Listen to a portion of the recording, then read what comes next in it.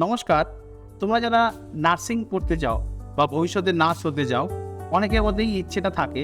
তো বিভিন্ন কারণে তোমাদের এই নার্সিং পড়াটা অনেক কারণে সফল হয় না বা অনেকের ক্ষেত্রে সফল হয়। কিন্তু নার্সিং পড়ার আগে তোমাকে যদি এটা বেসিক নার্সিং কোর্স বা বেসিক নার্সিং সম্পর্কে তোমার একটা ধারণা জন্মায়, তাহলে না নার্সিং পড়তে তোমার অনেকটাই সুবিধা হবে।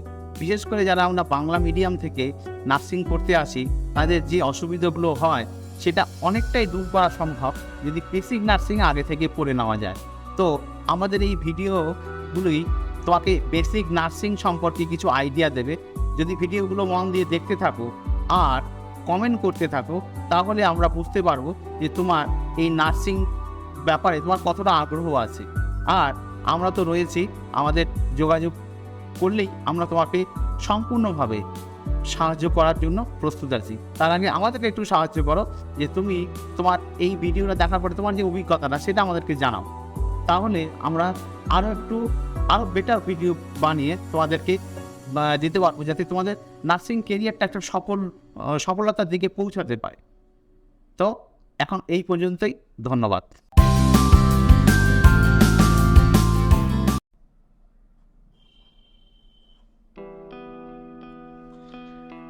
নমস্কার।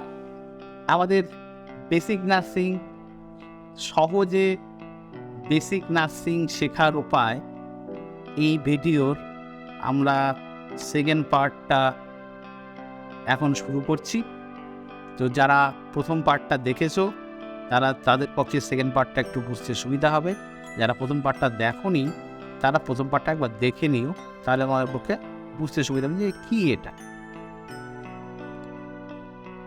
আর পার্ট 2 এ বলবো body alignment and mobility, oxygen administration, observation of intravenous therapy, blood and blood component, connect or assist specimen for investigation, infection control, decontamination of equipment and unit, pre- and post-operative care, administration of medication.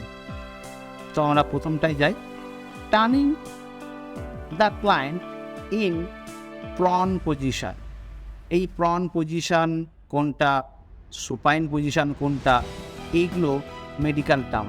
দেখো, basic nursing পড়াতে গিয়ে প্রথম আরেকটা কথা বলি, সেটা হচ্ছে মেডিকেলের ল্যাঙ্গুয়েজের ভাষাটা কিন্তু পুরোপুরি ইংরেজি নয়। মানে ইংরেজি একটা ভাষা আর মেডিকেলটাই আলাদা ভাষা। মানে এটাকে আমরা এখানে বলি মেডিকেল টার্মিনোলজি। তোমাকে এই যে প্রন পজিশন, আমরা এরকমভাবে বলবো না যে চিত হয়ে শুয়ে আছে বা উপর হয়ে শুয়ে আছে। এখানে কিন্তু মেডিকেল টার্মেই ব্যবহার করা হবে, যে পজিশনটা বলা হবে। তো তোমাকে এই নার্সিং যখন পড়তে আসবে তোমার কিন্তু এটা মাথায় নিয়ে আসতে হবে যে আমার কিন্তু একটা নতুন ভাষা শিখতে হবে। এই নতুন ভাষাটা কিন্তু ইংরেজি কাছাকাছি হলেও কিন্তু পুরোপুরি ইংরেজি নয়, এটা ল্যাটিন ভাষা, বেশি করে ল্যাটিন আর গ্রিক ভাষা ঢুকে আছে। রোগীর শরীরে বিভিন্ন অঙ্গের সঞ্চালনে সাহায্য করা। দেখো, যে পেশেন্টটা না অপারেশন হয়ে আছে বা অপারেশন হয়েছে, মানে আমরা মেইনলি যেটা পোস্ট অপারেটিভ বলি, তো পোস্ট অপারেটিভ পেশেন্টগুলো শুয়ে থাকলে বিছানার উপরে তোমরা পড়বে বা জানবে সেটা হচ্ছে এক ধরনের পিঠে ঘা হয়ে যায় বা শরীরের অঙ্গে একটা ঘা হয়ে যায়, এটাকে আমরা বেড শোর বলি। আসলে নিজের সঙ্গে লেগে থাকলে না, তো শরীরের ওই অংশটা ইরিটেশন হয়। তো সেইটা যাতে না হয়, তো পেশেন্টকে মাঝে মাঝে এসে কী করতে হয়, একটু মানে উল্টে পাল্টে দিতে হবে।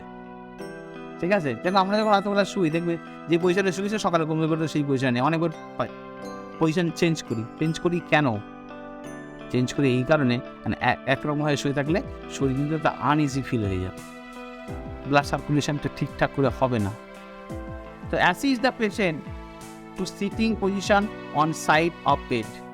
দেখো, এখানে একটা ছোট্ট ছবি রাখা হয়েছে, ছবিতে দেখানোর চেষ্টা করা হচ্ছে যে পেশেন্টকে শোয়ানোর না, টেনে তোলা, শোয়ানো, বসানো বা বিছানা থেকে শোয়া অবস্থা থেকে উপরে তোলা, তো সেইগুলো কিন্তু একদম একটা প্রসেস মেনে করতে হয়, না কিন্তু আঘাত লেগে যায়। তো সেটাই আমরা শিখি, এই ছবিগুলো সেটারই সিম্বল দিয়েছে। আর মাস্ক সম্পর্কে আমাদের খুব ভালো ধারণা হয়ে গেছে করোনার জন্য।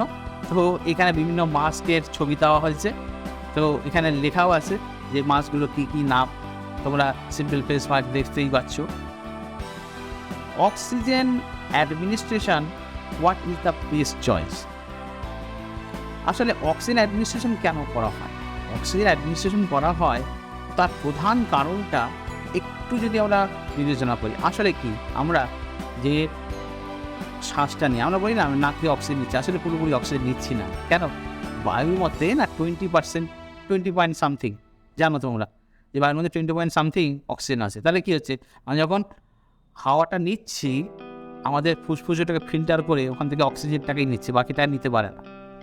এবার কোনো কারণে যদি কারো অসুবিধা হয়ে গেল, ধরো কোনো একটা অ্যাক্সিডেন্ট হয়েছে বা কোনো একটা কিছু একটা মেডিকেল এমার্জেন্সি হয়েছে, তো তখন আমরা অক্সিজেনটাকে চাপিয়ে দিই।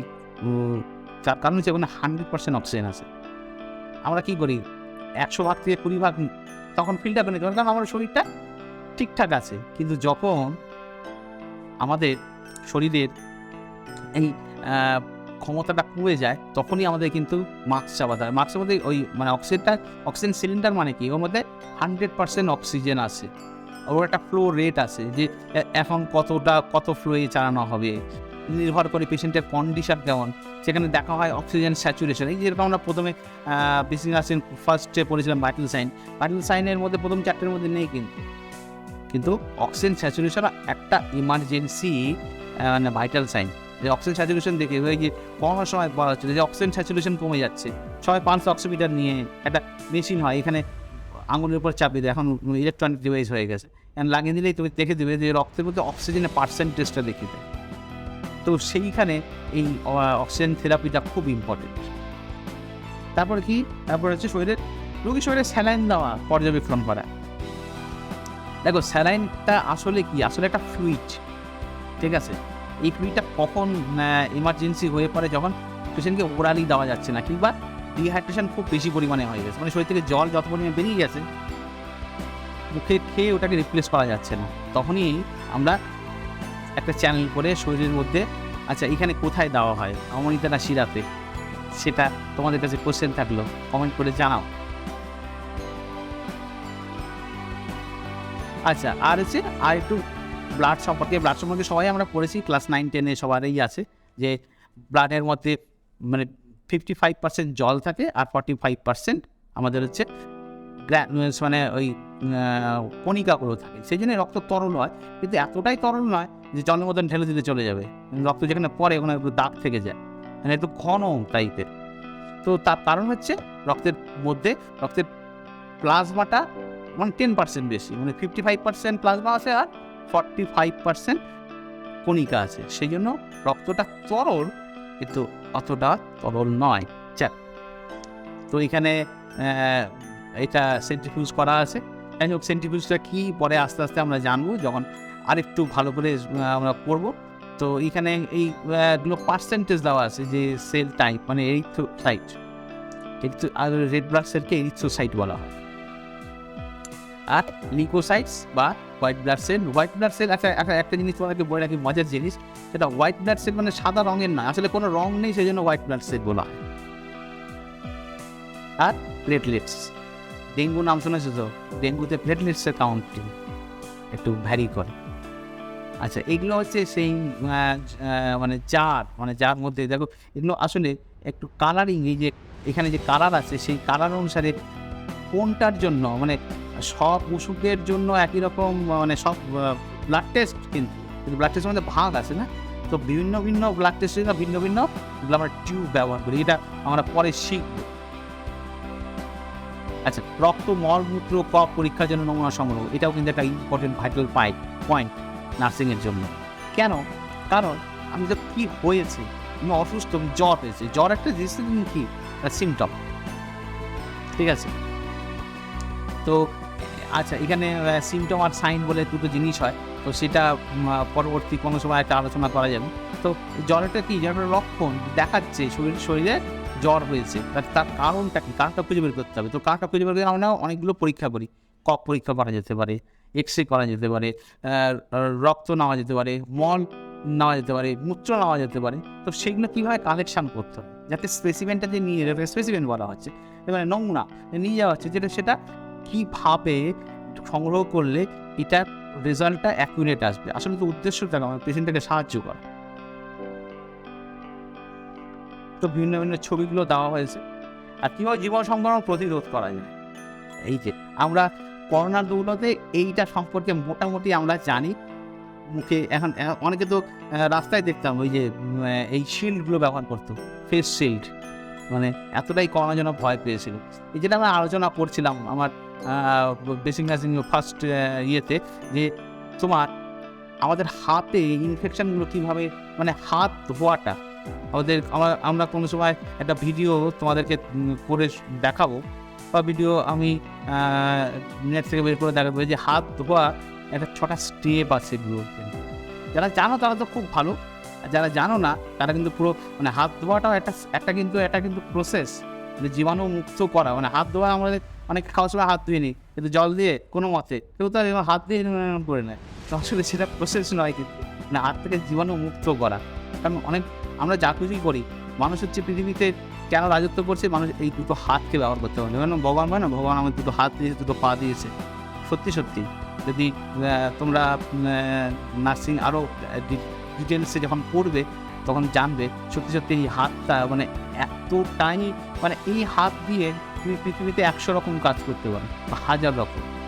যে পৃথিবীর সবচেয়ে বড় কাজটা করছে সেও হাত ব্যবহার করছে, আর পৃথিবীর সবচেয়ে মনে করো যে কম গুরুত্বপূর্ণ কাজ করছে সেও হাতটা ব্যবহার করছে।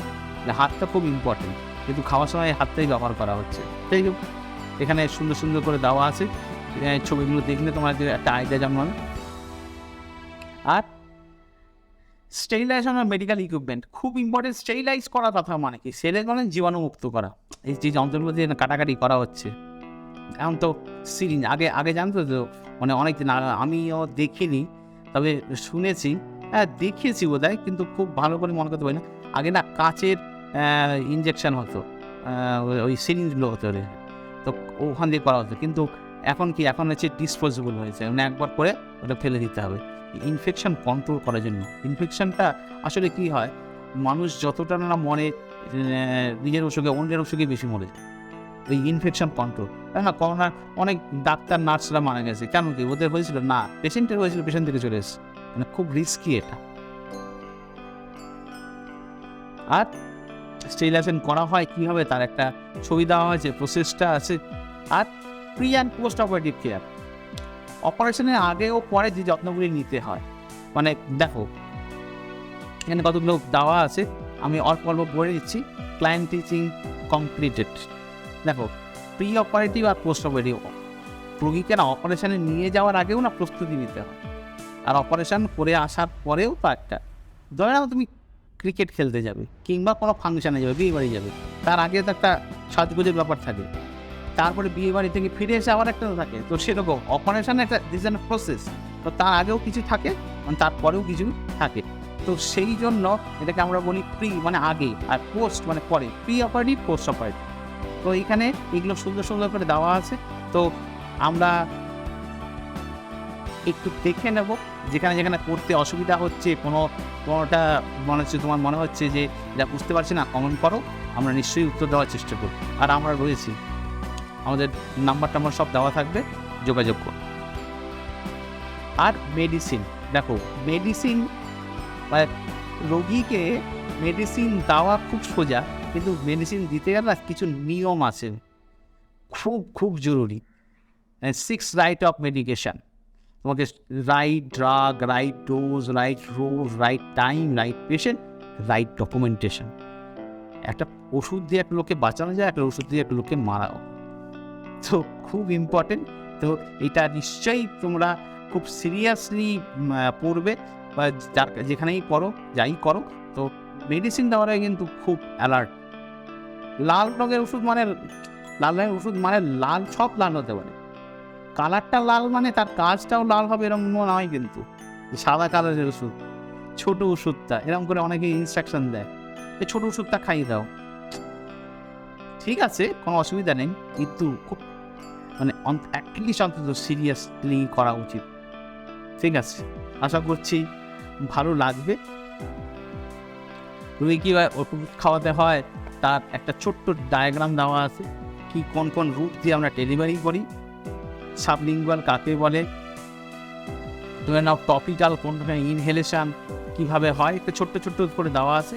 একটু দেখলে আশা করি বুঝতে পারবেন। আর যদি কোনো অসুবিধা হয় কমেন্ট করো, আমরা নিশ্চয়ই জানাবো। আর কীভাবে এই যে ইঞ্জেকশন নয়, দেখো এখানে একটা শুধু দেওয়া আছে নেচারের মানে পজিশান অনুসারে নামগুলো পাল্টে যাচ্ছে। তো আশা করি ভিডিওটা ভালো লাগবে। আর কোন জায়গায় অসুবিধা হচ্ছে একটু জানাও। আর কেন নার্সিং করবে এরপরে যদি উত্তর খুঁজে না পাও তাহলে কমেন্ট করো বা যোগাযোগ করো। ধন্যবাদ, আবার দেখা হবে।